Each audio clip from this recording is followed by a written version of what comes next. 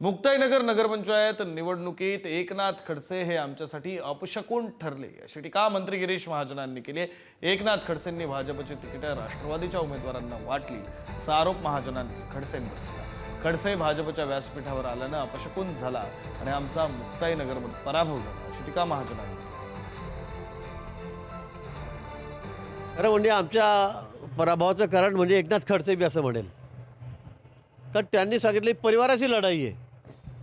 आता पक्षामध्ये परिवार आला कुठून? तुम्ही वेगळ्या पक्षाचे आहात, तुम्ही राष्ट्रवादीचे आहात, शरद पवार गटाचे। ते आमच्या स्टेजवर येऊन प्रचार करायला लागले कमळाचा आमच्या रक्षाताईंबरोबर। मला असं वाटतं की अपयशाचं कारण खरं हेच आहे। यामुळेच आम्हाला मुक्ताईनगर हे गमवावं लागलं, अन्यथा आम्ही जळगाव जिल्ह्यामध्ये अजूनही पुढे गेलो असतो।